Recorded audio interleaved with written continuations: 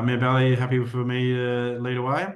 Yep, go for Thank you. So, first item on our elected member briefing session for tonight or this afternoon, is bylaw review. And we welcome Mark to present from Canberra. Hopefully a nice, quick, easy one for us all here. Uh, all council members should be aware we've got a suite of seven bylaws, permits and penalties, roads, movable signs, local government land, dogs, cats, and camping and mooring. They come due every 7 years, and it's come around. So what we're doing is I've got a draft copy of the bylaws as they are at the moment. Not many changes that we're actually proposing.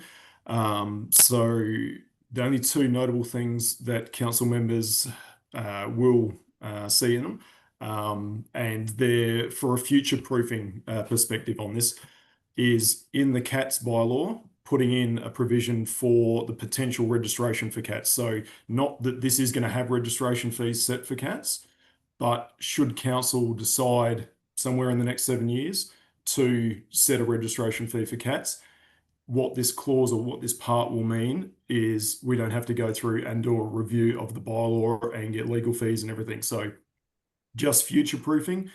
Just because it says cat registration fee may be set, I don't want anyone freaking out thinking we're going to have cat registration fees. The other one that we've got is, again, a little bit of a future proofing, but it's just updating to what a lot of other councils have, is in our, I forget what number, I think it's number 3, roads bylaw. It's about waste receptacles being wheelie bins and putting a restriction or putting a limitation on anyone who has wheelie bins that are left out for a week at a time or anywhere where it's going to cause a hazard. It just has a condition in there that we can, if they've been left out for more than a day, day and a half, a couple of days after the collection, we can go around and get the issue addressed. So looking more at areas in Manor Waters, when that gets developed up, it's going to be a larger area, high population, and restricted access on footpaths and potentially paddle steamers. So looking at hopefully a quick, easy process. Our bylaws, the current ones expire on the 1st of January 2026. We need to have them to the Legislative Review Committee and gazetted 4 months prior to that. So bit of a tight window with things, but like I said, there's not any significant changes that we're looking at implementing there. So questions? Yeah, just a quick one regarding the wheelie bins. Yep. How is that going to affect the shack settlements, because people are only here on weekends and stuff? Because we've got the provision in there doesn't mean we're going to be enforcing it. So shack areas, you got people who, as long as they're not creating a hazard or anything, and most of the time with those areas, a neighbour or someone else will drag it back in and just have it back near the fence there. So just because we've got the law in place doesn't mean we're going to be going and enforcing it everywhere, knowing that the shack areas, quite a lot of it's not an issue that's raised its head at the moment in any of our towns. It's kind of, like I said, just future proofing for areas where the footpaths or the road verges aren't as wide as what we've got in a lot of the current towns and the current setup we've got. So yeah, having it as a tool in the toolbox if it's needed, but not that we're going to go out and start kind of policing it, because as you would be aware, we've got a lot of other things we'd rather be doing than looking at wheelie bins. Yeah, Mark, I was just wondering, I know, I recall that we had a discussion about cat curfews, but in the context of actually future proofing, do you think it's worth putting something in about that? No, not at the moment, because the all the stuff that's been going on at the state level, as I've let council members know, I've been part of the reference group for a statewide cat management strategy. There is hopefully potential that that's going to be handled from a state level. And if we try and get anything regarding a curfew, a containment, any kind of thing, will we still talking about this time next year? Just how topical it is within in any council area. So we're waiting to see what happens from the state level, and that is one of the things that has been proposed, or that when the paper goes to Parliament, hopefully that has got it in there from getting it sorted out, from not just leaving it up to councils to try and do. So if we have something here, Barossa don't have anything, Corinda Murray don't have anything, and any of the surrounding ones, not just having it as a patchwork kind of setup. So yeah, kind of, we don't want to touch that at the moment because there could be stuff that's coming over.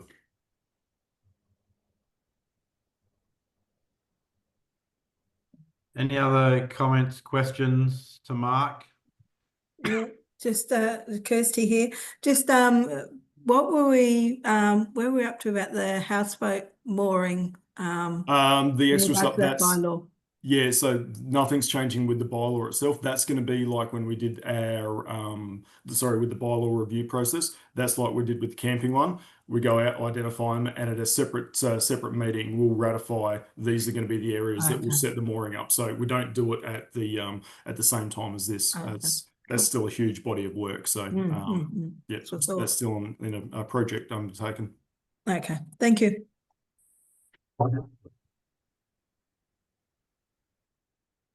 If there's no other comments or questions to Mark, thank you very much, Mark. Enjoy the rest of sunny Canberra for the afternoon. Thank you.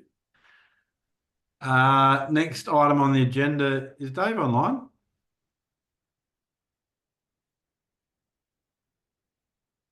No.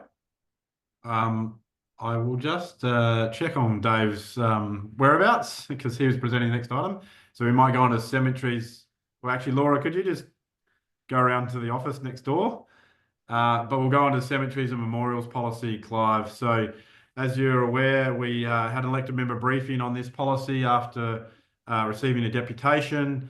We presented a policy to last month's council meeting, and a number of comments were raised about that. So we thought it prudent. The item was deferred for a further discussion. And so I'll pass over to Clive. He's got a presentation, obviously. Yeah, hopefully my mic's turned on. Yes, it is. So what I'll do is I'll just skip through to that was the previous presentation. I've actually just added to that. So just let me get back to that point. So previously, all the slides that I'm flicking through now were the ones that we had previously. And I'll just go through basically the points that Councillor Hammond sent in an email on the 17th of May. So, so let me just minimise camera here so I can read it all. So one of the suggestions were that just in this 1.1 where I've got underlined that elders of our community be placed into the policy, as far as just a minor piece of wording change there. That I can't see any issues with that. The next point was in relation to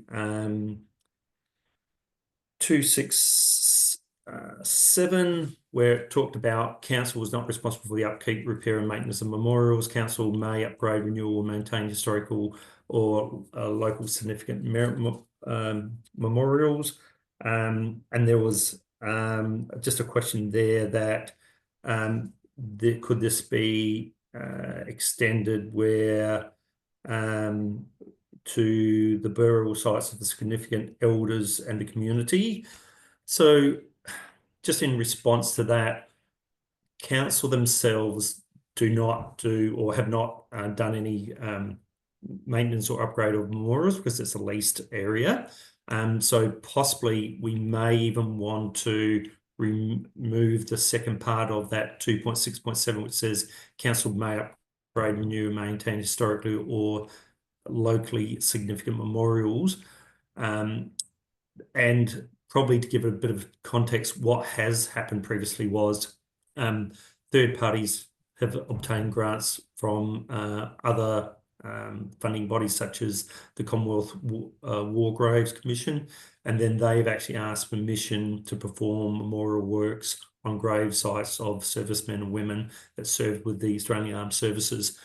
So, and the only other thing that council may do is council, at times, we do lay down some headstones when it's observed that the headstones are unstable and may fall at the grave site, so they don't get basically smashed. So I suppose there's limit. Well, it's only a bit of preventive maintenance that we do, so no damage occurs, or that people are actually doing work on the grave sites, and it's not really council themselves doing it. So if there's no questions, I'll just move on to the next part. Then it was raised about ornaments. And the first part is the extract from the policy. And while in the italics is just my response, while the council has the right to remove and attach ornaments, trinkets, or tributes, this is really only done when the item is unsightly or offensive, or normally actioned after receiving complaints. So basically, the majority of the time, the council is reactive when receiving complaint. So I suppose the items which were mentioned in the email, we don't police the policy to the strict way it's written, but then it does give us opportunity to maintain the cemetery in a fit and proper manner when it's required to be done.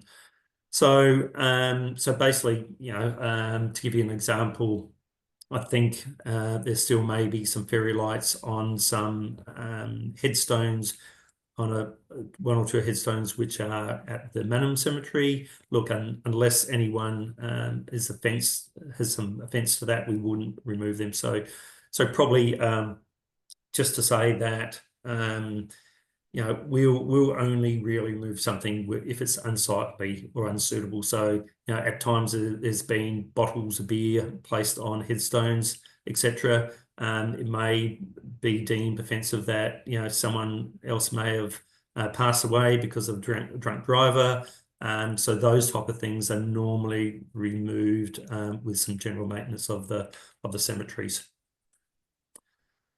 Then the next point was talking about, and once again, the normal text that you can see there is straight out the policy, and the italics is just a response. So 8.2, temporary roadside memorials. As per the policy, it's stated that they can cause distractions, cause distress to members of the public.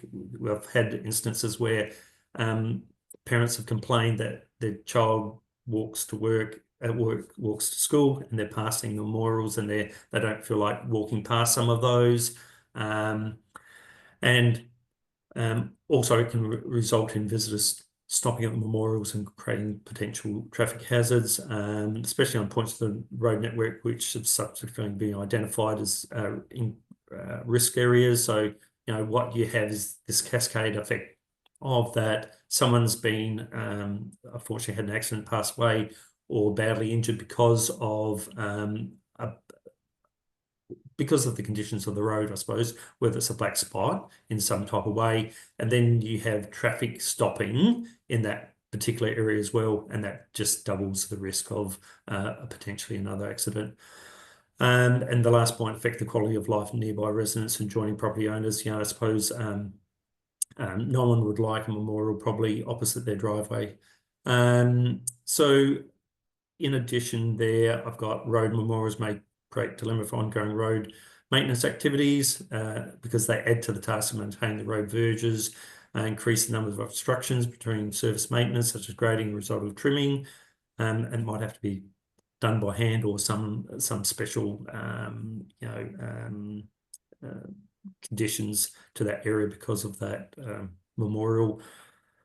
May frustrate or even delay the program works, and could impede a service provider with the assets of the road reserve. So once again, it's just really to say that council is reactive into complaints. in regards to roadside memorials, I suppose we're a little bit lean to the lenient side, and would normally only remove these on complaints or when outside staff either find these are unsuitable or unsightly. And once I've said before, like cans of beer and spirit mixes, etc., are sometimes placed there.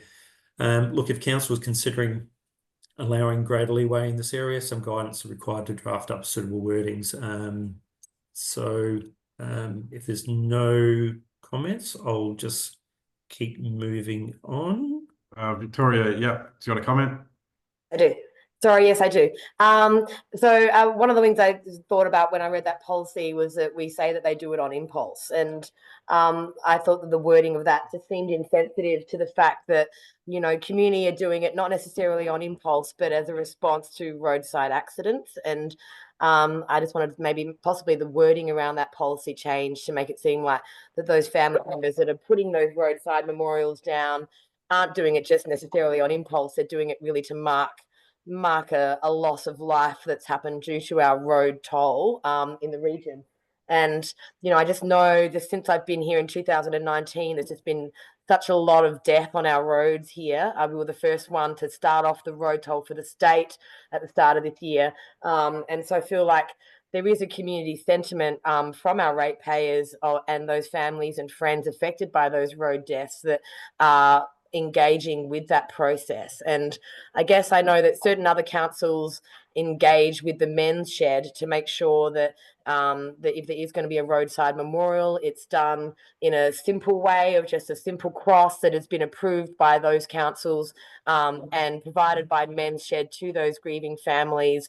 So it's not necessarily encouraging extra adornment of all the other stuff, you know, that could be distracting to a driver or all of that, but more so just a simple cross that's being provided for the community to recognise those areas of impact. And they do, I think, a service to community in some regards, especially when we're dealing with youth that are dying on our roads, you know, like that those youth that are friends of those people then feel like, well, I'm not going to speed down that road because I know this is where our friend passed away. So I guess my concern when I read that policy was like, I'd love to have the word impulse removed because I don't think it's done impulsively. That was something that has felt sounded insensitive to those people that are grieving lost people. And yeah, I can understand that we'd have a policy around it. And obviously, like you're saying, it's only if there's complaints received that they might be removed. And I guess the same thing I kind of felt about the ornament situation is obviously once they become unsightly or you know, tatty, that it would just be considered the same as a wreath or a flower arrangement that gets tatty and old, that part of our routine maintenance operations would be to eventually remove those when they get to a point of being decayed.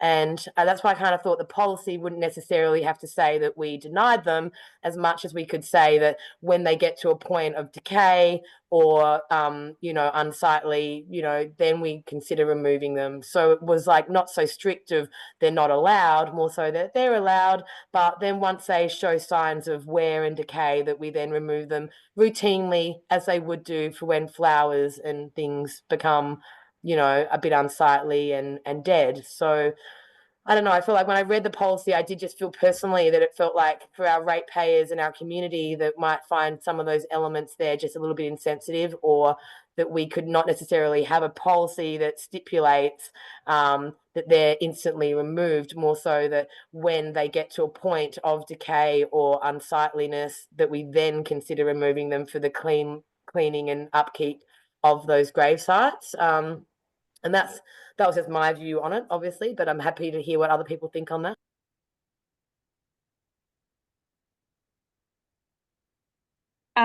My 2 cents worth, I think we need it in the policy. I think the on impulse, when I read that sentence without the on impulse, it still makes sense. So I do take Councillor Hammond's point. We don't need that on impulse in there. Just sometimes people erect roadside memorials.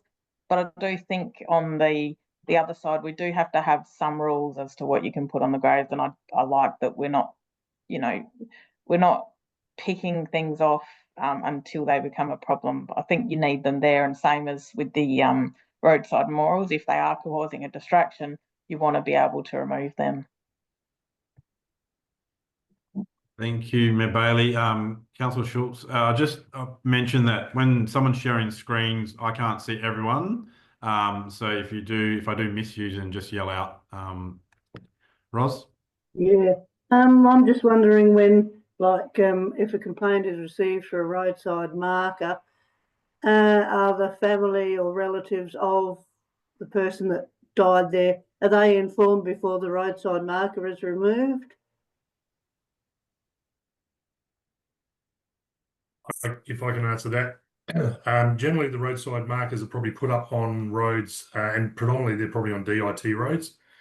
I know there's been a road upgrade on the Sturt Highway where they initiated the family to remove and relocate on the Sturt Highway because they widened the road, so they actually allowed the family to do it, whilst it's still not outside. It's outside the road reserve of what DIT. So theoretically, it's in the council road reserve. So a 221 permit would be required. But generally, if you know the family, you'd have to delve into the history of I suppose, the incident or accident to try and find the history of the accident and then try to find the family. Some are probably that old that they are fairly decrepit. So yeah, but generally they're far enough off the road. If they're far enough the road shoulder, they're no need to actually remove them. I mean, I'm thinking if a memorial is on a DIT road or a council road, if they're only about a foot away from a fence post on a rural road, I can't see a problem with it. I know DIT went through a process some time ago where they would actually not maintain, not approve, and they put that back on the councils, even on a DIT road. Generally, you're right, they are fairly well out in the road reserve. And they used to use the black and white markers or black and red markers as well. They then removed that process because it was actually, again, detracting from the road user and also brought on some other aspects. So that was a process they went through probably about 10 years ago. Yeah, well, perhaps if a roadside marker is allowed, then it be stipulated in the policy that it's stainless steel or something, which my sister's is, which is not going to require any maintenance whatsoever. So DIPTI have a number of locations where a memorial is not allowed. So, and it's obviously like traffic islands, medians, roundabouts, attached to roadside infrastructure and control devices, close proximity to traffic signs, near the edge of a road sill, generally at least 3 meters away, obscuring any road signs, interfering with traffic control devices, or near the edge of a shared path, ideally 2 meters away. So yeah, they have definitely, like I suppose, no-go zones for these to be located. So it's you're nearly getting into the point that we need a separate policy, possibly, just on roadside memorials, or expand what we've got. So I suppose I need a bit of clarification whether they're allowed, and then what type of restrictions we would put on that. I just think it's more common sense. Why have a separate policy altogether? You're only making more work for staff. Just use a bit of common sense. If it's going to be a serious distraction and cause another accident, well, then obviously it can't go there. But if it's on a stretch of road that, and in a position that it's not a distraction, well, I can't see the problem. Yeah. So just to give you an idea, DIPTI's is 7 pages long, just on roadside memorials. Yeah. And I think if we created policy around exactly to make sure that they're in safe locations and they're not near intersections or traffic hazards, and that we have a policy around where we approve them, so people are educated on how they could be and where. And that's why I know councils utilize, say, the men's shed or something like that, where they make an actual set one that's approved by council, like Councillor Schultz is saying, like if it's made out of metal or stainless steel and it's fair enough back from the roadside, it's not going to get decayed or whatever. Part of me does think that we could have a policy around that within this policy, to show that we do support them if they're done properly and in the right area, and that they're safe and they're far enough back from the road and they're not going to cause distraction to drivers and all of that. I think it's much better for us to have a policy that's showing how we approve of them than to say that they're not approved, for that people will still probably put them up and then they just get taken down, or have a sign put on them to say after 30 days they need to be removed, and that council's taking them away. I think it'd make more sense for us to have, especially considering we have such road death in our area, and, you know, we've had quite a few of recent years, that there has to be some kind of, maybe, yeah, within this policy, a policy around what kind of roadside memorial is approved, so people are aware what isn't going to be affecting the other motorists and all of that. When we talk about distractions on the side of the road, you know, roadkill is a huge distraction to people on the side of the road, of all the dead kangaroos on the side of the road. I know we don't have maybe necessarily a roadkill policy in regards to how they distract drivers. And, you know, roadkill can stay on the side of the road until it's gone. And so I don't know, part of me thinks, well, we should be doing something to allow our ratepayer, because they're being put up by our ratepayers in our community that are suffering loss. And for me to feel like that we're having a policy around their removal, I prefer to have a policy around their approval, and what is required to have them approved, so that then those grieving families can have markers to say that, you know, this has been an incident in our community where we've lost a valuable member of our community. I just think it seems insensitive to have a policy around their non-approval. It seems better to have a policy around how we will approve. Maybe just a fact sheet would suffice. Yeah, thanks. I think probably from that, I can probably put a bit of a guideline. So I don't want to be the point where we're receiving applications. It's probably more where a bit of a guidelines where they should be placed, and then basically where they shouldn't be placed, and then probably a underlying statement where, you know, if they're offensive or deemed to be a safety issue, that council will take action to remove them. You know, and I might pull a few more other items out of the dip tie one where they require a non-informative contact. So they might have a mobile number on there, so anyone can actually ring. They don't have to put their name on there, but there's a number there where council can contact the person that's had that memorial there. Just a question, sorry, will they need to then get a permit as well, the permit that Dave talked about? So that sort of process? Yes, a 221 permit would be required, because you basically it's placing a structure on a road, or it's interfering with the road. Generally, what the 221 does is there's a fee that applies. So obviously, we'll have to change the fees and charges. What it does is indemnifies the council in regards to any insurance claims or potential claims or risk associated with it. So, you know, if an errant car did run off and hit something on the road verge, and that become a projectile, then obviously that would have to indemnify council. So there would be a process to put in place.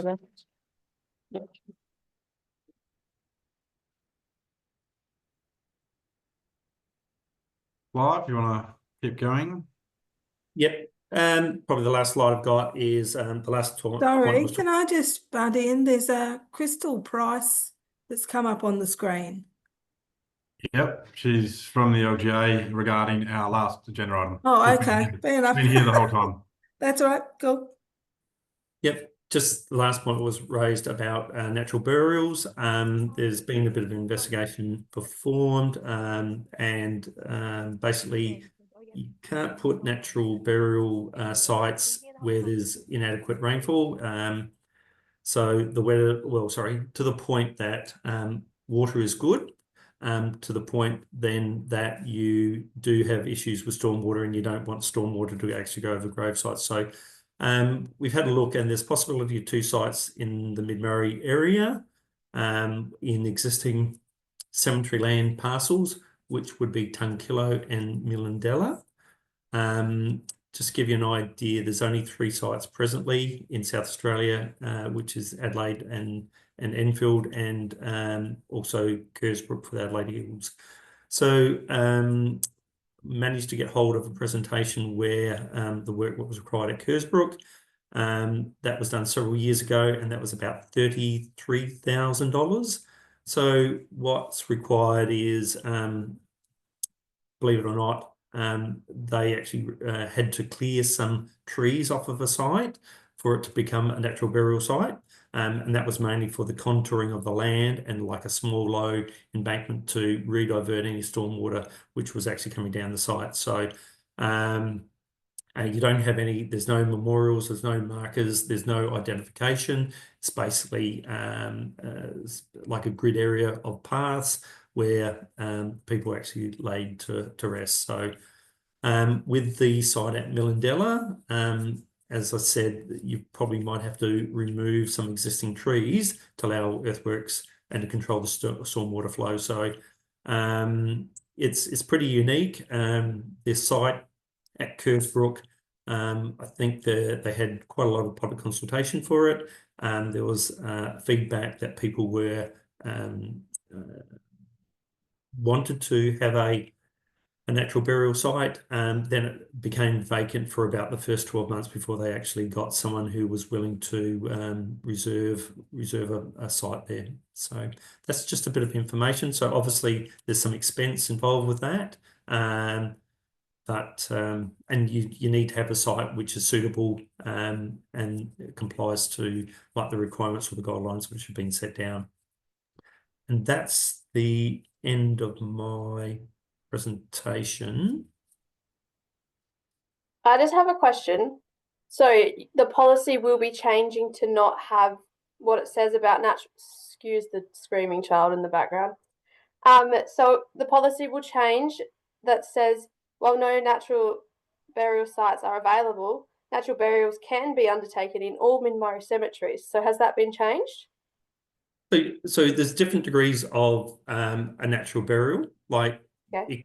It could be deemed to be a natural burial that you don't use a coffin. Okay, that makes more sense.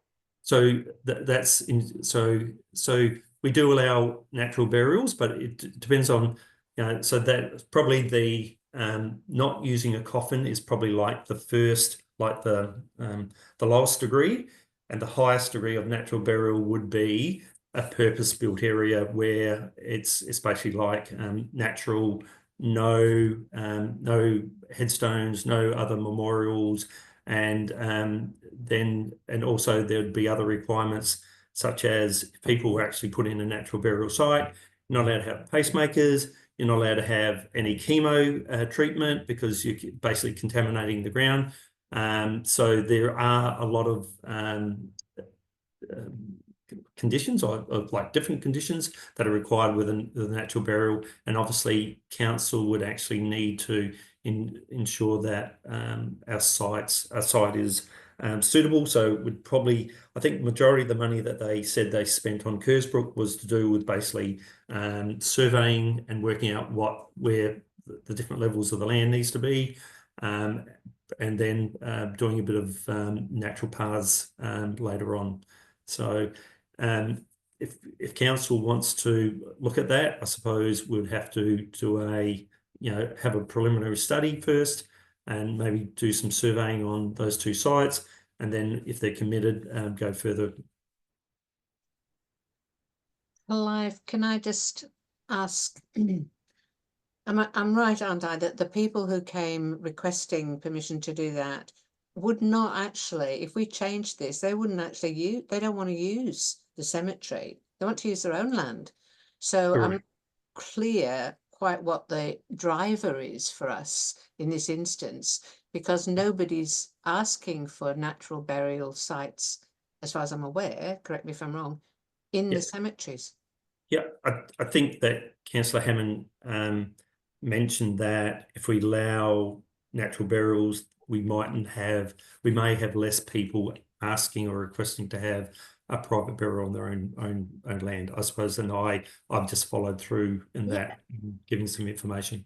And thank you for that, Clive, because I do believe it is on, we've only got 3 in South Australia at the moment, but 10 years ago, that was probably unheard of across the country. And in the last few years, they've pretty much all sprung up in South Australia because we are a pretty green state.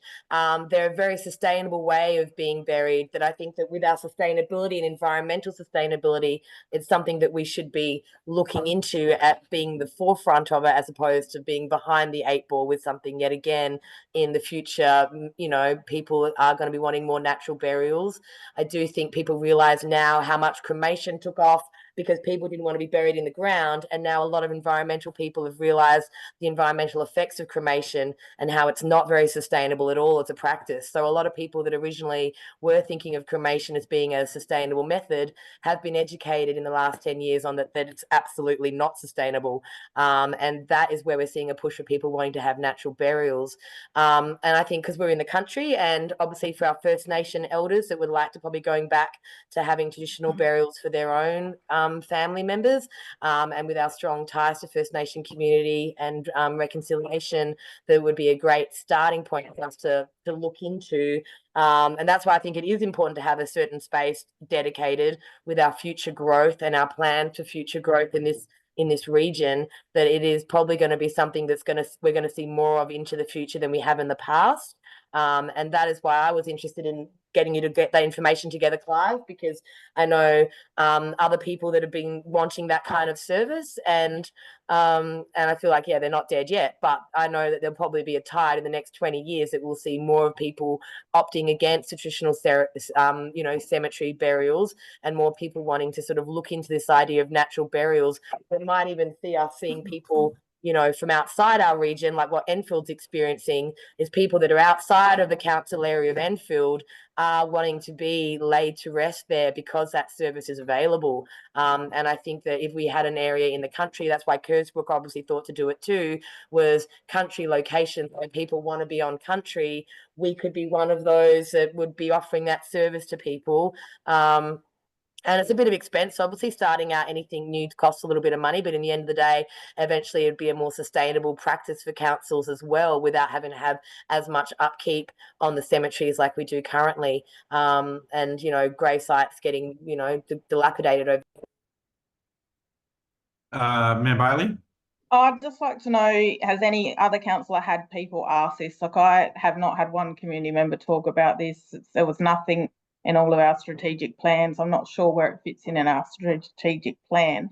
And our legal obligation is to be, doing the best thing for all of our ratepayers. I just don't see the push for this right now, whereas the push that we've been hearing from our ratepayers is to keep rates low and to keep the council sustainable. So I don't think this is our place now, maybe into the future, but I'd certainly like to hear from more ratepayers to make sure that I don't think there's any data available on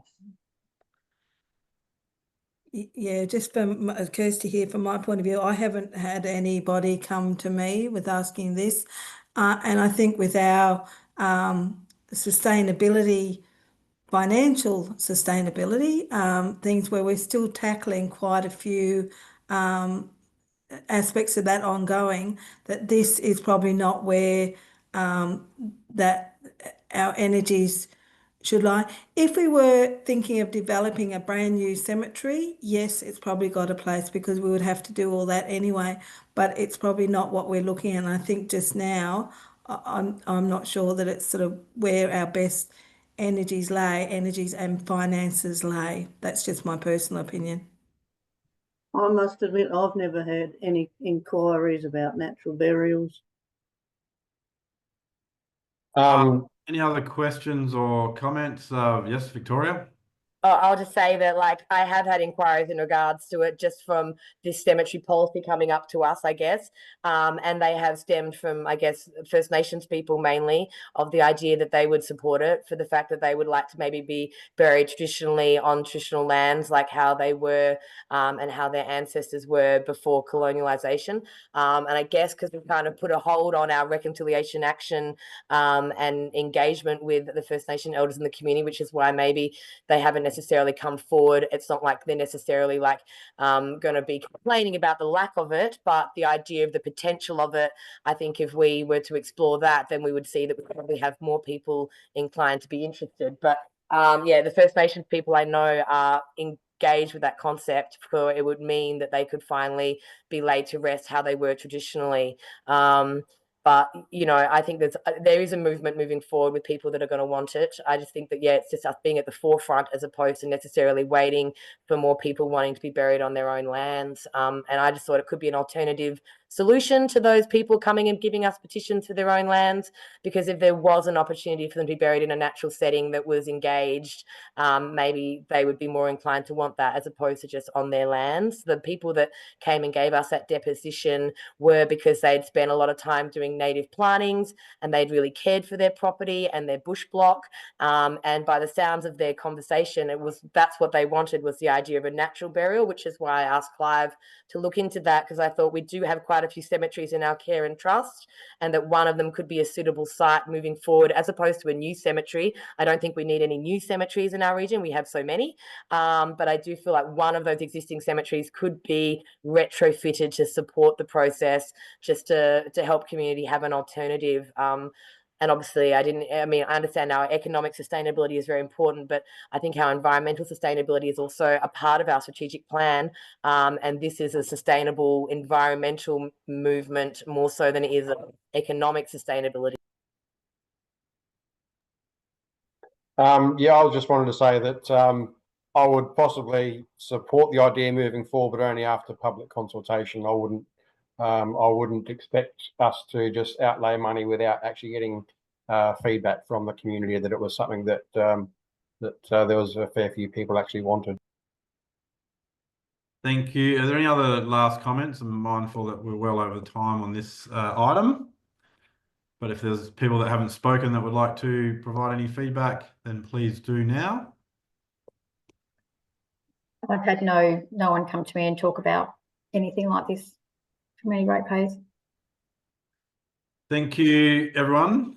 If there's no other comments, thanks, Clive. You've got some feedback to consider, and a report will come back. I think it was deferred last time, wasn't it, Clive? That's correct. I'll just wind up with giving clarification in regards to burials on private land.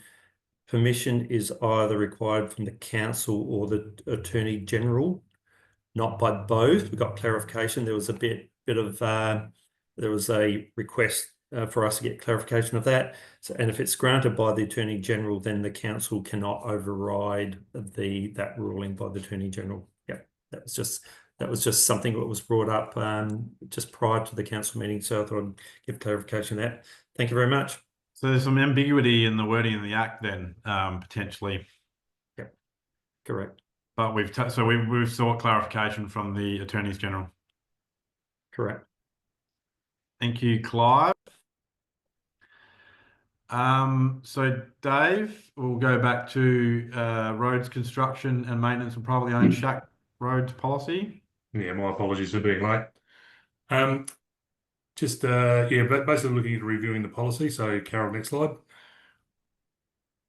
As a bit of background, historically the policy was in place to undertake physical cost share upgrades, and that was all subject to council approval at the time, and ongoing maintenance works for private shack roads, specifically privately owned or managed roads within shack settlements.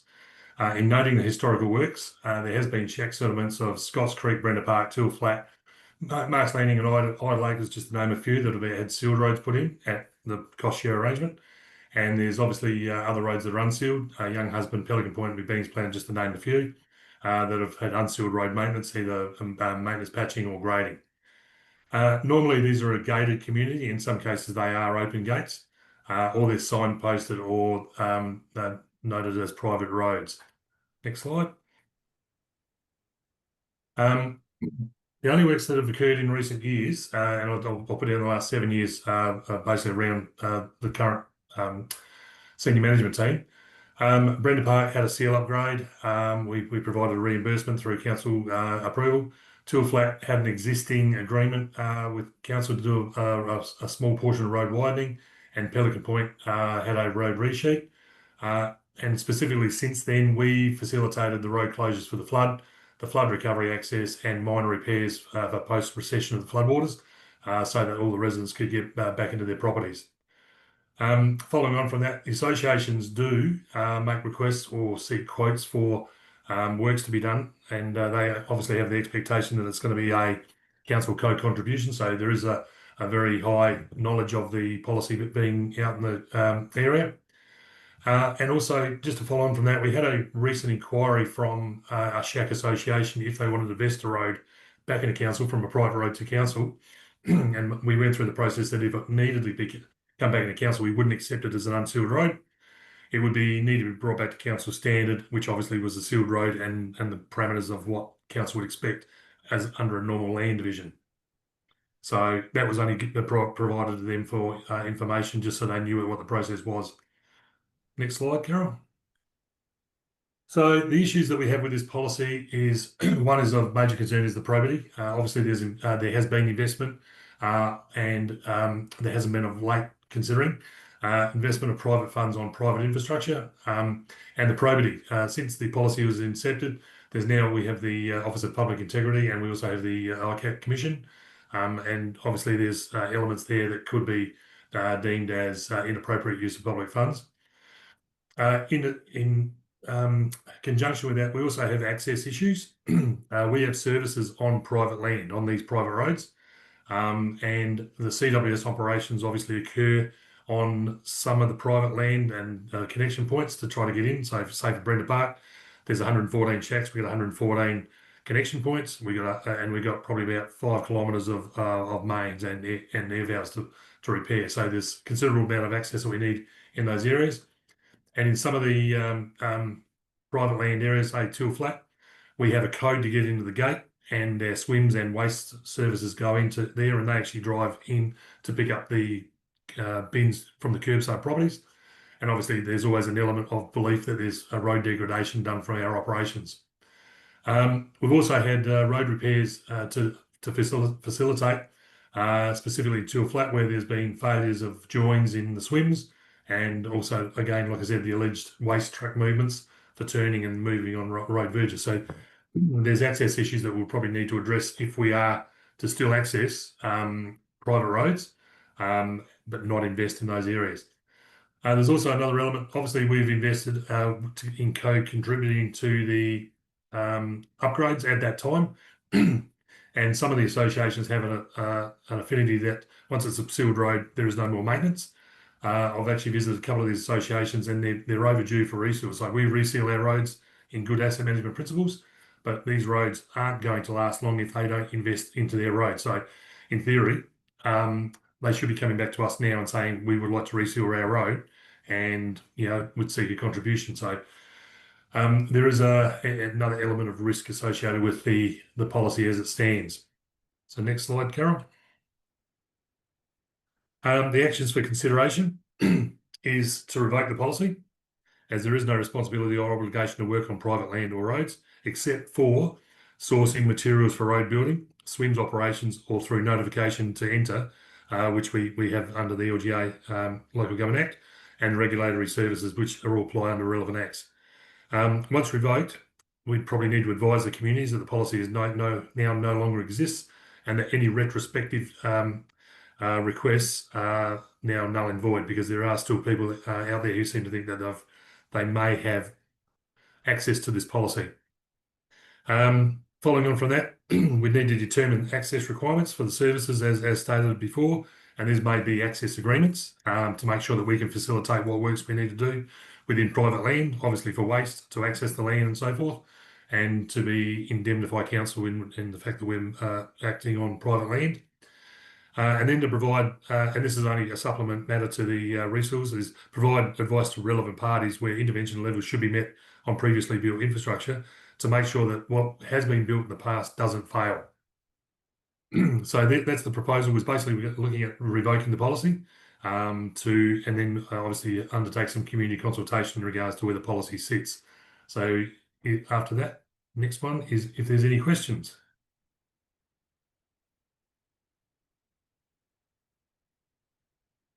Mayor Bailey. Mine's not a question, just a statement. I do think that it is a totally inappropriate policy and it should be revoked. I think we've got other areas like Caton, for example, that has a private road and it wouldn't fit in that policy. There's plenty of like joint driveways in many areas, and it just opens us up to using ratepayers' funds on private land, and it just shouldn't be happening. Yeah, I tend to. Sorry, Jeff. I tend to, on balance, agree with that. I don't know what happens elsewhere. But it seems, I mean, I don't know, neither do I know what the degree of contribution by council has been. Is it a proportion, Dave, of the 50-50. costs? Just to answer that, Kirsty, generally it was a 50-50 contribution for a capital upgrade. So it could be quite significant. When the Brenda Park reseal occurred, their total balance was $50,000 and we contributed $25,000. That was probably about 5 or 6 years ago. So it can be significant. The normal road grading or maintenance may only be just like a normal standard grading.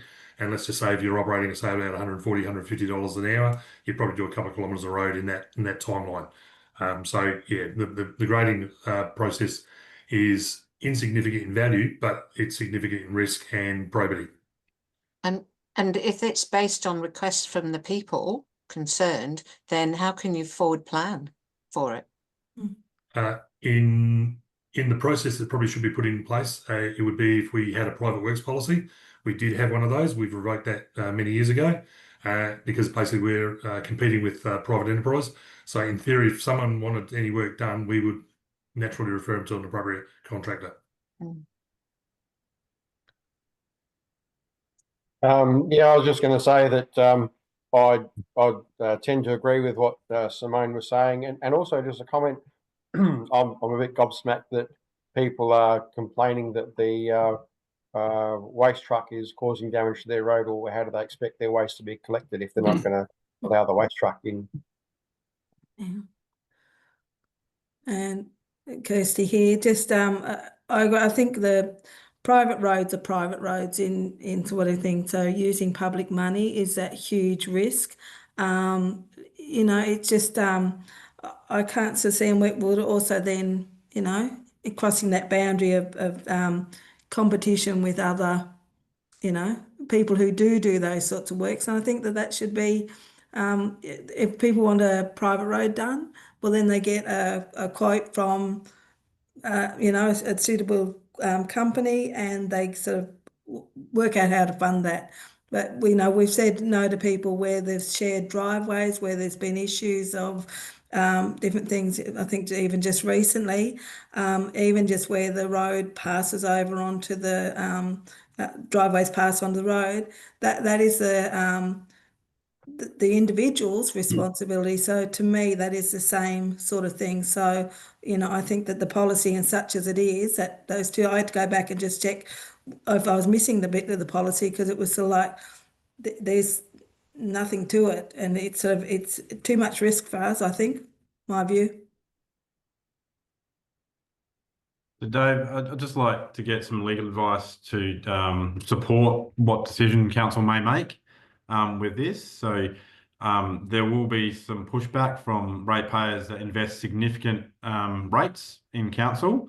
And yes, they are a private road, absolutely, or a driveway that leads to, some instances, 180 properties as well, which invest significant you know, financial return to council as well. So just be mindful that there will probably be some pushback if council isn't willing to invest to support you know, roads that support those areas, noting that they are private roads.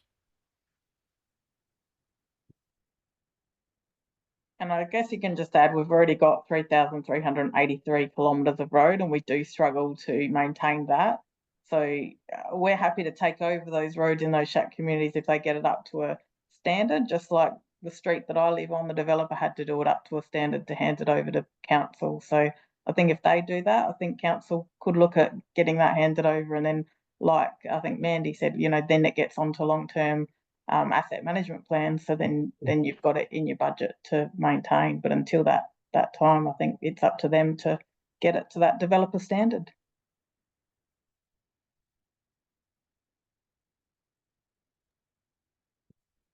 But Dave, is your suggestion to consider revoking the policy and then take a consultation, or how do you see the process running? I suppose the policy does expose us somewhat. Maybe it might be prudent to put it out in the public arena that the policy is going to be reviewed, and with the intent of, but then I'm probably preempting a council decision. So it's probably at whether I put a report up on the proposal that we consult on the policy, and then put another report up to say what the outcomes are. I think let's get the legal advice and look, the bottom line is we're not meant to be doing works on private roads. You know, that could be deemed to be maladministration. And so what I'd be looking for is a legal opinion to say that we should not have this policy, and then that will help us guide where we go from here and help us with the communication to those stakeholders that may feel aggrieved by this. That'd be my suggestion to the elected members. Any thoughts on that? That was what I was going to suggest. I think if we get legal advice that says it shouldn't be there, it's easy. All right. Any other comments on that?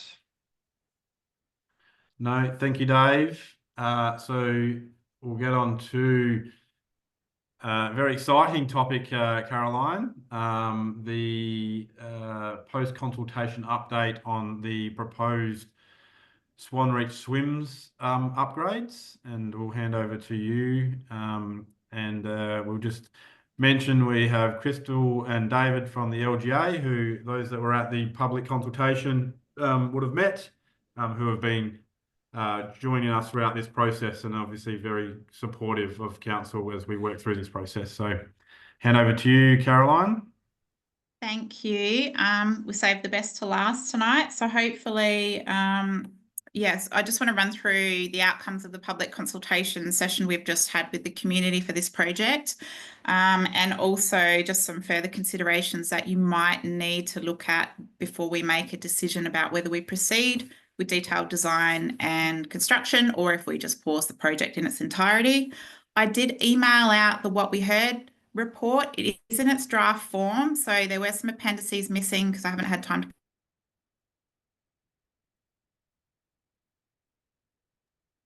We just lost you there, Caroline. Sorry. Is that just me or is that everyone? No, I lost it too. If you did have, any questions that we need to talk about in this briefing. So I'm just going to share my screen. Put a present here. Okay.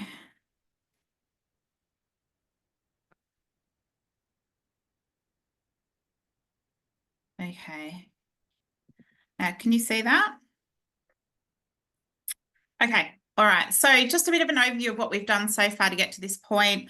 Obviously, LGA undertook a feasibility study in 2022. These look at the existing systems on people's property, how they're working, size of allotments, etc., etc. That was funded by the LGA. And then the results from that feasibility study were a little bit concerning for us. Of most concern was that, over half are past their end of useful life. And probably most concerning for me as the authority is that 50% of the allotments just don't have the area to accommodate an on-site wastewater system if there is a failure. So that leaves a huge issue for the residents and also for us as the authority. And keep in mind, this is 2022, so it may have been an increase in those numbers as well. So based on that, council decided to write to the LGA to seek funding for a concept design for the township of Swan Reach. Obviously, we were very successful with that, and we've just had that concept design completed in January. So the public consultation we held from the 23rd of April to the 23rd of May, and we are now at a pinch point where we need to make a decision based on the feedback of whether we proceed to detailed design and subsequent construction of the SWIMS, subject to funding, or if we pause the project where it is now. So Just a quick overview or reminder of the costs of the project. So these are based on the concept design figures that we've had done. So to build the scheme, it's about $7.5 million. The LGA have advised that it's just under $7.2 million in subsidy funding available for us. There is a funding gap, just under $320,000, but this is recovered when we charge the capital connection charge to each resident. Now, the cost for each resident will be $7,405 per property. Now, these are based on the SA water service charges that everyone's charged across the state. So these vary for each financial year. So there is a good chance it may increase a little bit next financial year. There is an indicative annual service charge per property of $400 per year. And then obviously their own individual costs to connect to their connection point when the system goes in. But these costs will be further refined when we do if we do proceed to detailed design. Just a quick overview of the LGA funding. So the LGA have advised there is just under $7.2 million funding available for this project at this point in time.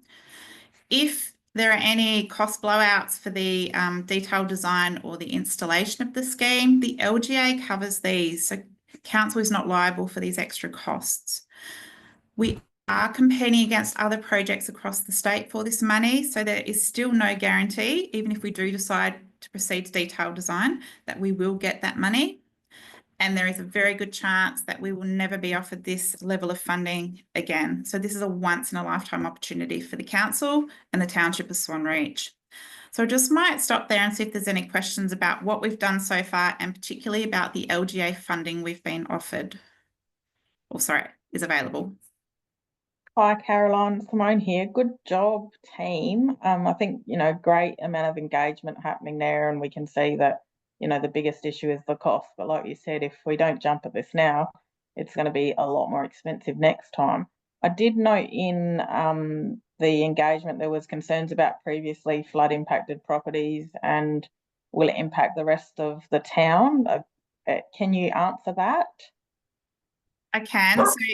Yep. So the system's been designed so that basically there's two parts to the scheme. So there's the parts that were inundated in the recent floods. So they will be separate to the rest of the township. So those that aren't impacted by flooding will remain operational even during a flood. So it's been designed that way for a reason. Excellent. Thank you. Caroline, just to make a point, if there's anyone else, that point around the figures are on the 24-25 figures for SA Water. So the elected members are clear that those figures may go up, and that is set by SA Water. So I think that's an important point, that the 74405, I think it is, Caroline, is the current figure, and it'll be subject to change. All right, we might move on. All right, so just to share with you what we've done with the public consultation process. So to make sure that we've engaged as much as we can with everybody, and we've given everyone as much opportunity to talk to us about any issues. We've ran a 4.5-week public consultation period. We've met with the golf course, the Progress Association prior to that period. We advertised the public meeting prior as well to the public consultation period. We sent out information packs to all of the affected parties, so it's 176 properties. We've had a public meeting. Now, pretty good attendance, nearly 40 people attended, which I think is pretty good turnout. We had 7 drop-in sessions at Robert Taylor House. They got some one-on-one time with me. That equates to nearly 30 hours of me there at Robert Taylor House. And obviously I made myself available for that whole period so that if they had any concerns, they could reach out. So, we did the best that we could with this public consultation period. So what did we hear? So the public meeting was well attended, lots of good questions. Finance was obviously a big concern. They wanted to know about payment options, concern about future growth of the town. But the general consensus was that it is needed, but the cost was the issue.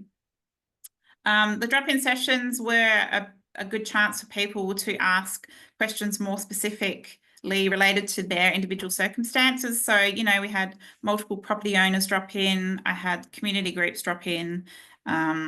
For people that were too scared to ask on the night, they wanted further explanation about how the system worked. Most heartbreaking was a lovely old lady come in and said, my system's failing. What do I do if this SWMS doesn't go ahead? So, you know, I had a mixed bag at those drop-in sessions, but it was great to meet the residents and they were all really lovely. So the survey results. So of the 176 surveys that we sent out, we received 81 back. Majority were hard copies. And this indicates a 46% return rate. Obviously, I would have liked to have get more, but it is what it is.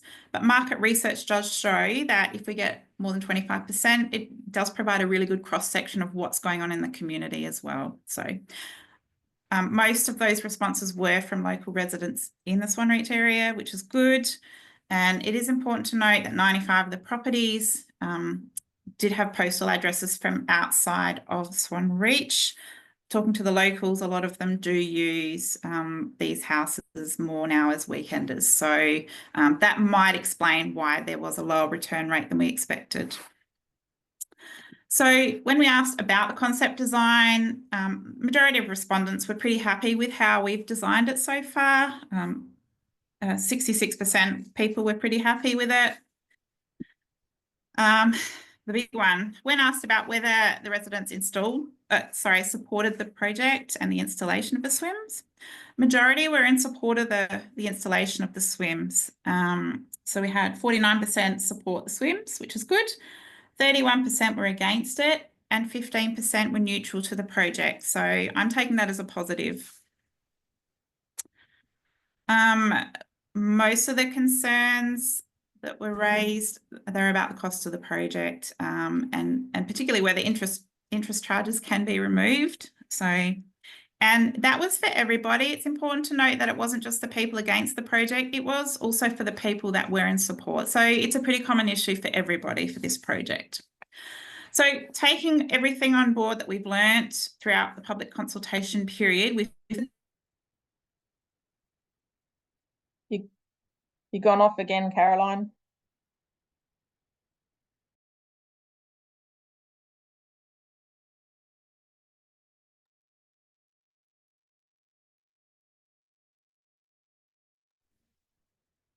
Can you hear me now? Yeah.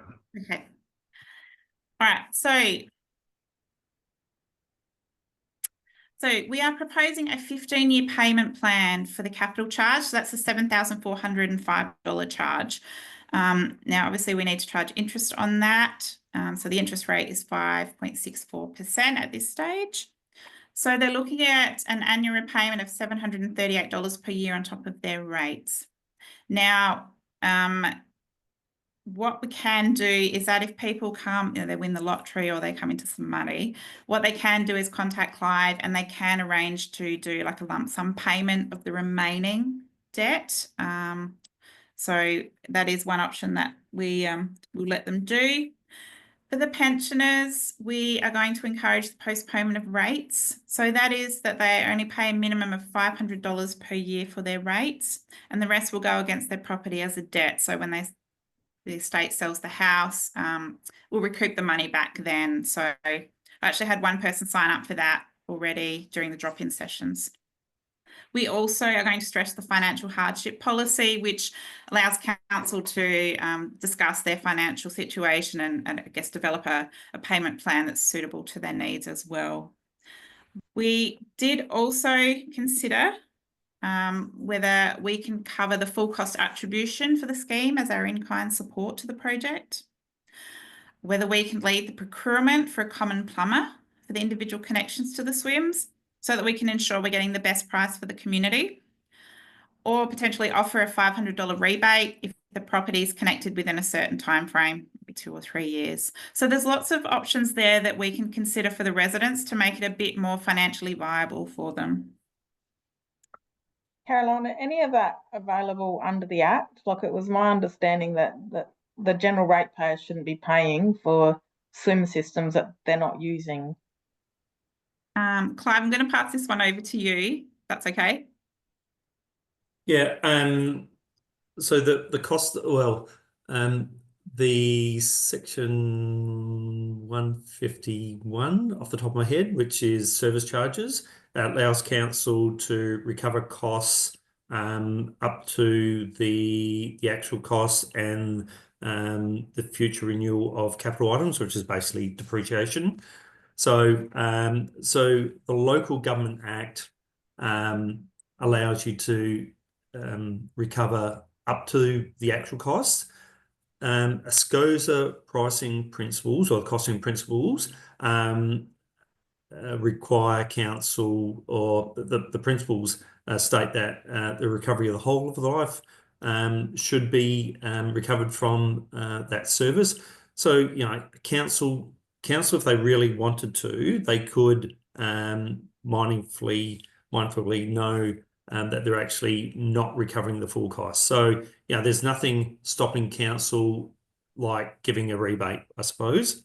But for the sustainability of the scheme, the costing principles say that the whole of life should be recovered, or and I suppose what happens with the CMWS scheme is we are going to have the connection fee up the front. So there's going to be a positive amount in the CMWS fund at the start. So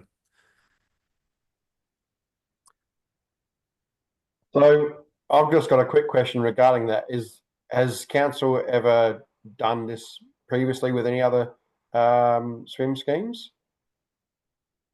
As far as, you know, not recovered from. So not to my knowledge, like council haven't allowed a rebate, like a straight out rebate. To my knowledge, I was only basically recently with the council when the Quira went in, and there was, to my understanding, the connection fee was waived at that stage by council.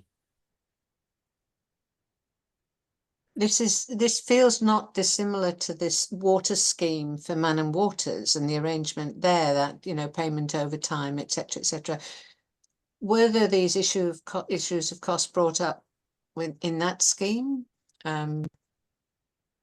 So with the evaporation, we purchased the appropriate water rights, and then we allowed them either to pay their fair share. Council, off the top of my head, I'd have to read the policy again, made a contribution of about 20%. And to my understanding, that was based on roads and reserves. And then I think it was slightly increased right at the end. So there might have been some more money that council contributed as part of their share of public property. Slightly different though. If ratepayers from Manum that are connected to SA Water are already paying for their own septic waste through SA Water, and then they're paying full cost attribution for someone's swim scheme, it just seems wrong to me.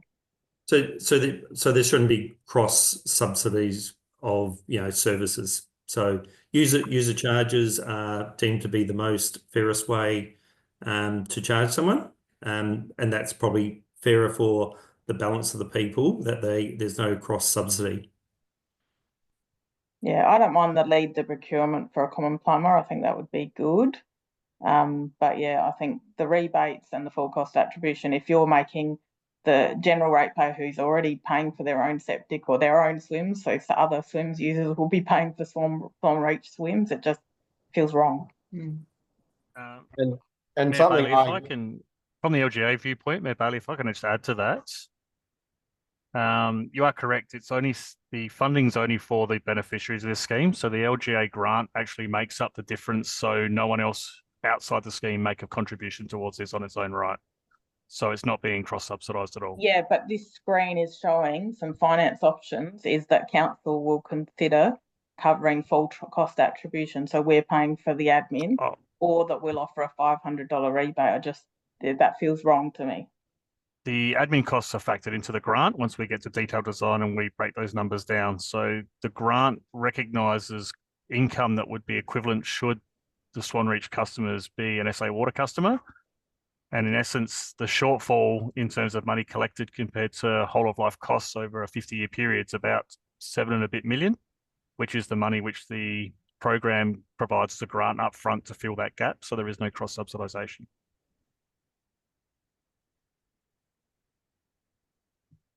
So I've just got a bit of a query comment. On the night of the public consultation, I had a discussion with Ben because there was people asking if the debt could stay with the property, and when Ben and I were discussing that, you know, how long before the property sells? You know, it could be 40, 50 years down the track before that property actually gets sold off, and so council carrying that debt until that time. So I'm a little bit concerned with that aspect of things. And Clive, you can make a comment on this. That there's ability for hardship or people to be able to do that with their general rates. Clive, do you want to make a comment around that? Yep. So as one of the previous slides was the postponement of rates.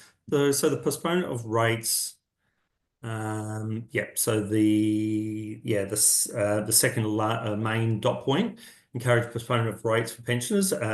And that's a financial decision that each person should consider themselves, and if they should seek some financial advice that independently. So basically, it doesn't mean that councils so if someone doesn't pay their rates, we charge fines and monthly interest. When someone postpones their rates as per a pensioner, and there's certain conditions that go along with that, they don't get the fine, which is a 2%. You know, and a fine is something that you don't want people to go just to discourage people to ensure that they do pay on time. Someone who postpones their rates don't get the fine, but they get the monthly interest, and the monthly interest is 1% higher than the council would normally borrow that money from. So when we talk about someone like here, there could be two circumstances where someone just postponing their rates, their debt is increasing on their rates, and interest is being applied to that. So if it was 20 or 30 years until that property was sold basically on the estate of the people there, council would recover the amount outstanding of their rates and the interest plus 1% what would normally borrow from them. So overall, council would get all their money back. It's basically a debt, I suppose. So we're not financing anyone when they're postponement of rates. And the same if we made a repayment plan with someone, we would continue to have interest normally applied to their overdue rates. It would be very there's only some special hardship scenarios where if there's a death in the family, we may waive fines and interest for up to about 3 months while the estate's being worked through. So even though for it to be a debt on the land, it's rates outstanding, and rates outstanding would attract monthly interest. I suppose, Jeff, so we would be carrying a debt. We wouldn't be out of pocket. It just depends on how long debt is carried for. And to Clive's point, there's certain criteria. So not everyone can do that, Clive. There's criteria around that. Yeah. So yeah, some of the criteria is that they don't have overdue rates at the moment. Other ones are depending on when they had loans, that the loans aren't more than 50% of their property value. So there's a number of conditions, but to my understanding, I think like all the ones where we've had applications, and look, we would only probably have at the moment maybe 4 or 5 people at the most which have postponement of rates. And to my knowledge, there's only one person that's been knocked back because they actually had overdue rates. Okay, so my question regarding that, or my comment regarding that is, potentially, if someone applies to postpone the connection fee for the system to go in, council will have to cover that connection fee until that person can pay it. So in my mind, that's council having to outlay the connection fee and cover that debt until the property is sold or whatever. Is that? Yeah, because the debtor is higher than normally, we would have an offsetting loan amount, just like we would do for any of our outstanding loans. So, we just take appropriate loans to cover that. I don't see that it would be an impost. I would imagine possibly you might get a dozen pensioners that may want to postpone their rates. So, and this kind of gives them a choice, I suppose, that they mightn't worry about how much money is being left in their estate. They're quite happy to pay the minimum of $500 per year. They don't have to worry about, like the little lady which said to Caroline, what do I do if this doesn't go ahead because my septic tank is failing at the moment? People like that, it's probably the ideal situation where they can just let that debt increase with their annual rates and the connection fee on it, and just enjoy their life, how many years they may have, and let the estate worry about that, and council will receive their money in good time. And I suppose because it's a charge on the land, the council rates are the first thing which gets cleared. So if I can just add to that from the LGA viewpoint, Clive, this program is quite unique because the funding actually, the service charge of $400 without the grant would be a lot higher if it was full cost recovery.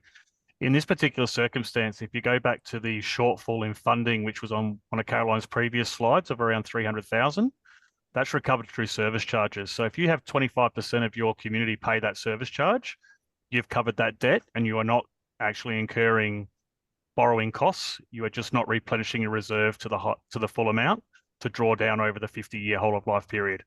So in essence, there's an opportunity cost not to earn interest on money collected, but you're not actually outlaying an interest expense because the money in that reserve would be ample to cover the shortfall in costs. It's just recovering that to offset service charges into the future.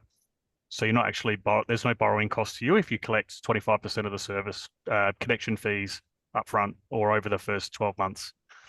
In essence, if you collected 50%, you end up with $300,000 in reserve upfront, and your service charge at $400 is actually higher than the estimated operating cost on an annual basis by WGA in the report. So you actually are putting money away in a surplus until you have asset renewals in year 15, which is the first modeled one. So you wouldn't actually really incur interest costs in holding debts or deferring until year 20 or 30 potentially when you start drawing down that reserve. Okay, because I did receive some feedback on the night and since that I was told that whether you could afford it or not, anybody as part of the scheme would be silly to pay it all up front if the possibility was there to do it over the 10 or 15 years. Yeah. They said that regardless of whether they could afford it or not, in their opinion, they should all be applying to pay it over the term instead. Well, and with the water scheme, some people chose to pay it up front, didn't they? And some people chose to pay it over the time. So when it actually comes to happening, Jeff, I think there'd probably be a mix in this situation as well. Yep, and just as we've had with the levy, which is on the Manning Waters, we've had people 5 years into the 15 years say, look, we've come across some money, we'd like to pay that off. I calculate what's outstanding as far as principal on their loan repayment as if they're like heaps of individual little loans, and I give them a payout of the remaining capital and they settle it up. And then also, and normally what I have is when people also buy new properties, they might have the levies still there. A lot of the new people like paying that off as well, just so they're back to the normal rates. So Caroline, we might keep moving on and we'll see if there's any other questions as you continue working through slides. Okay, all right. So just quickly touch on the prudential review. So the resolution from the March council meeting was that prudential review be undertaken in-house. So obviously Clive and his team have reviewed the proposal and that they have considered the project is equitable, but only due to the LGA funding availability. But Clive will present a report at the June council meeting about that.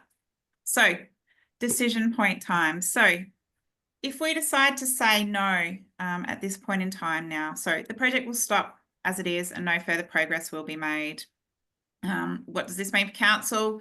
We just continue on with business as usual. I do my job. If I get complaints about failing wastewater systems, we put a notice on the property like we do now. If they don't do the work, we come in and do the work for them and we charge it back against their property as a debt. Now, the last action on default notice I issued in 2022 when we had to do the works cost council $28,000. Now we have to pay that money up front to the contractor, and then obviously that debt goes against the property and they get charged interest.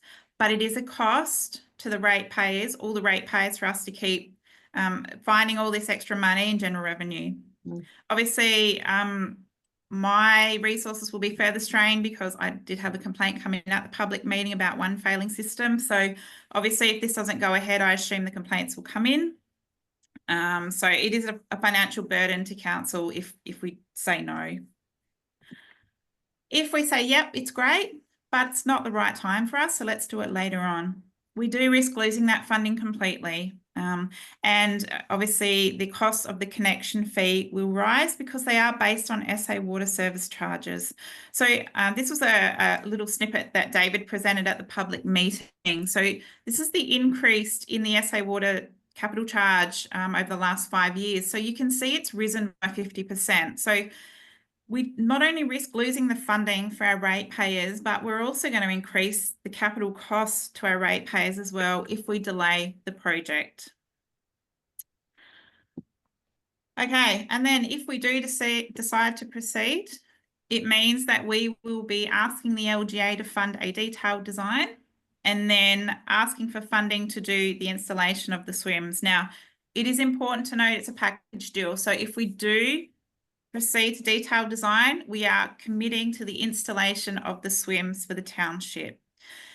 It is also dependent on the LGA having sufficient funds at the point in time when we're ready to cover the cost of the installation, and that's obviously up to the LGA, you know, when that detailed design is finalised. So if for some reason we do the detailed design and something happens and we don't want to proceed with installation, council will then need to cover the costs of that detailed design and repay the money back to the LGA. So, David, I think last quote was sort of about $400,000 for these detailed designs. So, yes. So I really want you to consider that we are committing to the detailed design and the installation if we vote yes. Caroline, are we only committing to the installation if we get that $7 million of funding? Correct. Yes. Yes, yeah. That is correct. And David, if council make the decision to progress, and then the funding isn't available post the detailed design, because obviously my understanding is only 2 years of funding at the moment. Obviously, there's advocacy going on for the state government to continue to fund this into the future, yes, which we would think would be hopefully a positive outcome. The LGA would still cover the detailed design if it can't fund the installation. That is correct, as it's no fault of council. You are willing to proceed. If we, to be fair, we've got about 36 different potential schemes on our list. We've got 6 active designs, and if all 6 designs were to progress, we're about $32 million short of funding. So it is a competitive process in terms of where this gets up. But you are correct, Ben. If it comes back and there's some sort of left field groundwater or rock or something that can impact construction projects that blows the cost out, there is a decision point if we have enough money to that, but absolutely not a cost to council if it's a LGA/CWMS Management Committee decision not to progress with this once we get to that point. The risk to council is if council says yes, no now and says no later, then we cover the costs of the detailed design. But if it's not council's decision, then that's still covered by the LGA. Correct. Can you see any reason, Caroline or Ben, for council saying no later? Not unless there's huge community backlash. I don't foresee any issues. Well, my response, Mayor Bailey, would be if council makes this decision at this time, then it progresses unless funding doesn't happen. Things progress unless there's something significant that comes out of the detailed design. And David, I'm not sure if that's ever been the case, but that obviously will be dealt with at that point. And I don't think it necessarily would be a council decision. Yeah, the only left field one is we had a lot of groundwater, which doubled the cost in variations, which didn't proceed at that point in time. But that was, on the seafront, so very different circumstance. So cost blowouts, Mayor Bailey, probably would be a decision that might not progress, but that would be probably an LGA decision, David, rather than a council decision. Yeah, that's my thought too. And we don't have groundwater problems right at the moment, I don't think. No. My concern, I guess, is the amount of feedback that we had regarding the costs for the property owners to connect. There was a fair bit of negative feedback regarding that. So I'm just concerned about how much community support it does actually have. Are we going out to, depending on the timeline that we've got, are we doing any sort of consultation as far as the payment options that we're offering, or what's the go there? So I think, as Caroline pointed out, we could not have done more engagement. Unfortunately, we only got 50% response. The question you probably need to ask, and I can't answer specifically, is do those other 50% support this or not? Now, generally, if you've got vehement opposition, you're going to have a say. What percentage that is, Jeff, I can't comment on. Caroline points out that a lot of the people that didn't respond weren't permanent residents. Is that fair, Caroline? Yeah.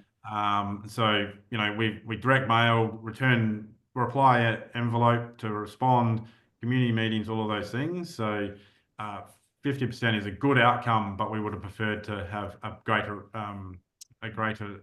number respond.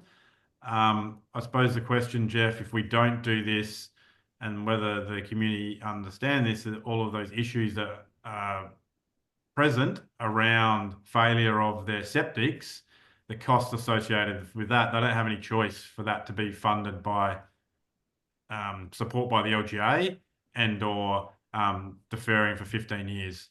I think Caroline's quoted around 20 grand potentially for a new septic, maybe more than that. There's people that maybe need to do that in the short term or not far in the future, and this solution deals with that, in my opinion. Yeah, and look, I agree that the consultation process was quite extensive and couldn't have done. I don't think you could have done more up to this point as far as consulting with the community. But yeah, I don't know. I'm just getting a vibe that people are thinking that council is going to force them onto them, and I'm just concerned about that thought. It might be the case, Jeff, but there is all of those other things that the rest of the community will be paying if we need two EHOs to monitor all of the failing septic systems and things like that. So we have to think of big picture. And I also think just if you had Caroline, if you put together, if we go down this path, some FAQs, frequently asked questions, because that's where you can say, well, if your septic tank failed, these are the costs. So if you look at that from the point of view of the cost of installation of connection now, then compared to if this doesn't happen and you have to fix your own tank, your own septic system, then the cost will be much greater for you. Yeah, and these are the things that we can have on paper to give to people as common issues. Yeah, we did that at the community meeting. I'm not sure if it's in the FAQs at the moment, Caroline. It is. Yeah. So yep. we have presented all that information. Yeah, good. Yeah.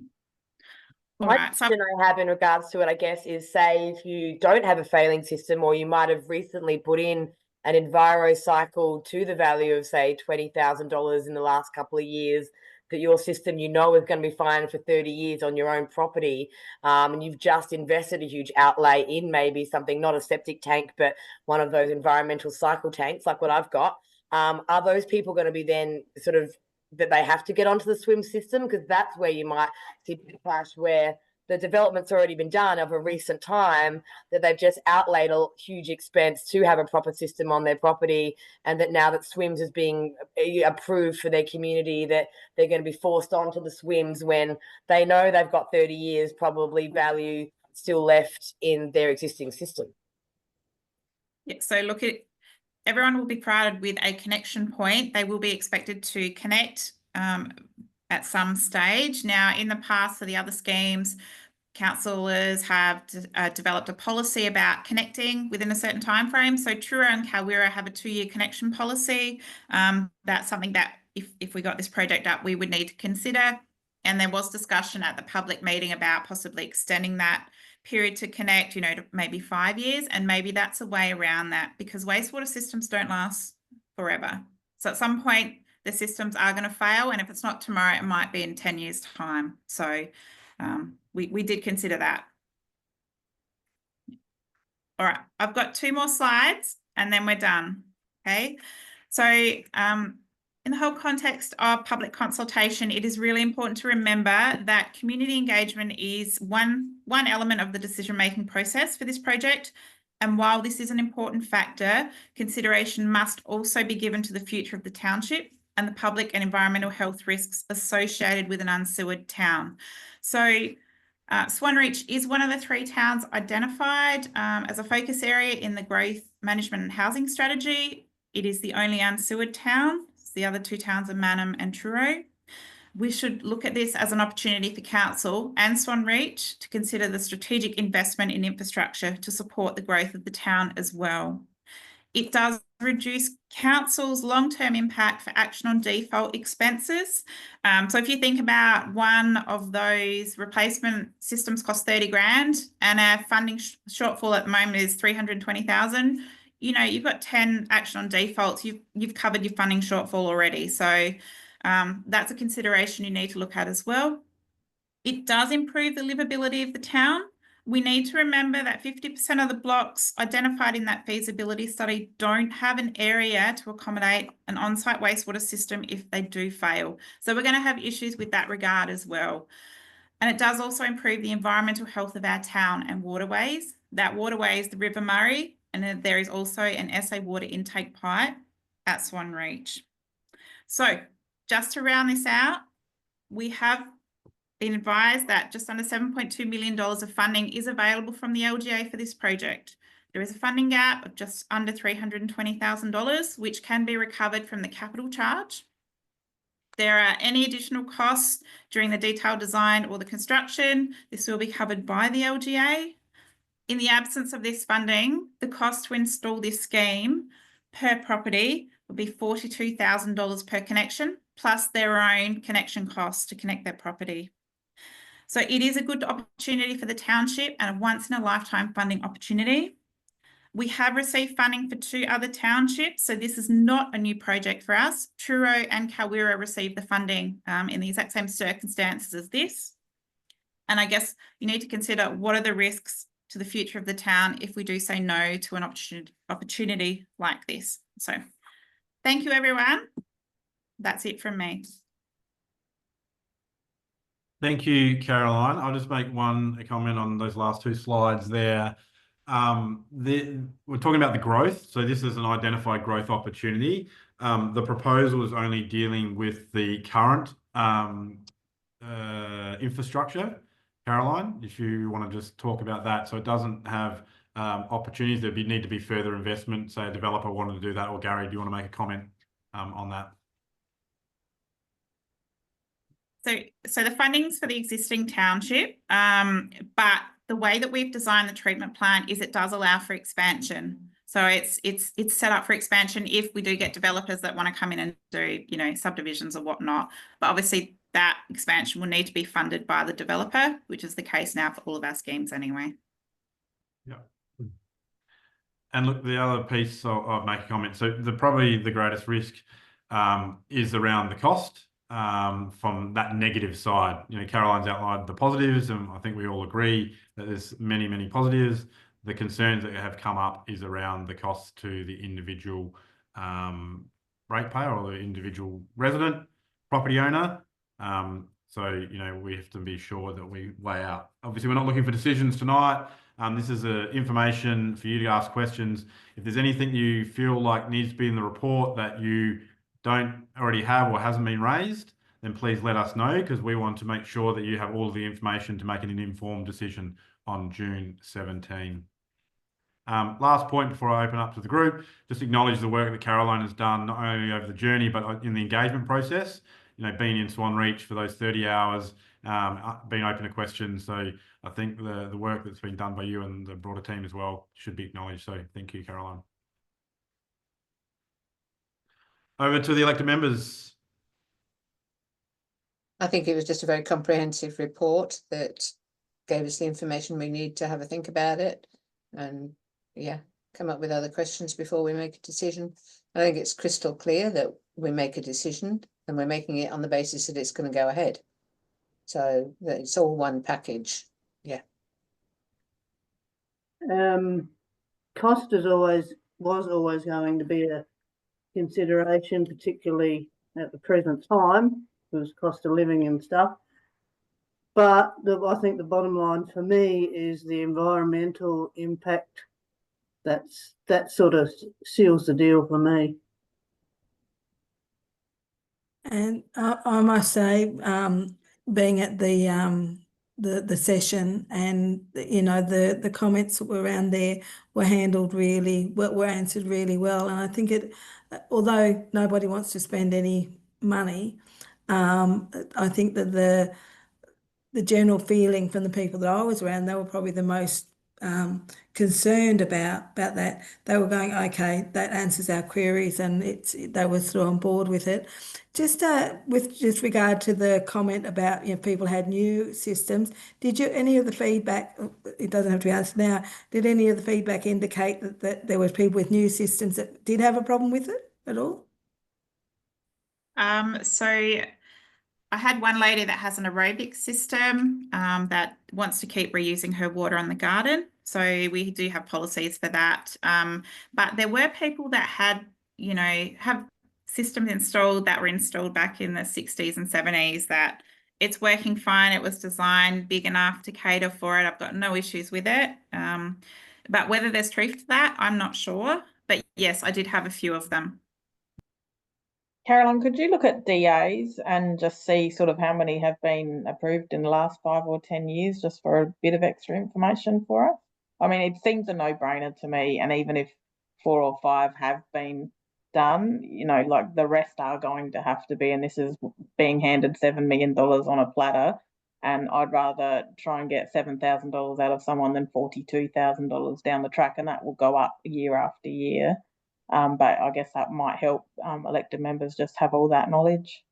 But great engagement that session. I only heard positive feedback, which is really good, because, you know, we've seen other councils do this and not do so well. So well done to the team, and thanks to the LGA team for their support. I guess the only thing I see, and when I read through that feedback, is people still don't understand council's role in this. And, you know, no council in the city has to go through this kind of stuff. And we are in Manham, for example, on SA Water, are paying extra rates now so that things down in Playford or whatever can be done, which is really, really unfair. So I'd like to see LGA do more of a piece about, you know, like, this isn't council's core role or responsibility, and we actually do it for our ratepayer, not, you know, to annoy them, to get them having extra charges and things like that. Thank you, Mayor Barley. Any other questions or comments? Just reiterating that we're not here to make a decision tonight. We need to make sure that those are made in the chamber, and you have all the information to make that informed decision. And that's why we want to make sure that report has all of that information contained. No? If not, oh, sorry, Victoria, did you put your hand up, or you were just stretching? Just stretching. If not, David, is there anything else you want to add before we finish up? From my viewpoint, I just commend the process that you guys have been through. I think it is, I'm an advocate of these schemes, obviously, in my role, but as I said before, there's a lot of schemes around the state, and I do take on notice the comment that council do this for the constituents, which is a really good thing they do, because SA Water won't. It's not financially viable for them with the return they get to go and invest in these areas, and it is focused on housing. So it is a good opportunity for you guys to be in control and service your community. So I welcome any comments or questions through Caroline. I'm more than happy to take a phone call or discuss with anyone to answer any specific questions. But yeah, congratulations to you guys on a good process, and the public consultation was run really, really well. So credit to you, Caroline. As referenced compared to some of the other councils. Yeah, great job. Well done. And they've turned the lights out on you, David. So yeah, it's okay. I've just got to wave my arm. It will come back clearly on. it's time for you to go home. Any other comments? Gary, do you want to say anything before we finish up? All good from my perspective. I think what we've highlighted is that, you know, engagement is an important part of the process. And kind of going to your comment, Jeff, you know, in terms of, you know, the return rate, you know, silence is sometimes taken as support or complacency. So we do have to temper the results. Thank you, team. Clearly, we're poor at managing timeframes on that, but an important conversation, especially in the swims discussion at the end. So thanks again, Caroline. Have a good night. Well, you don't have to travel anywhere. You just need to log off. See you later. Thank you.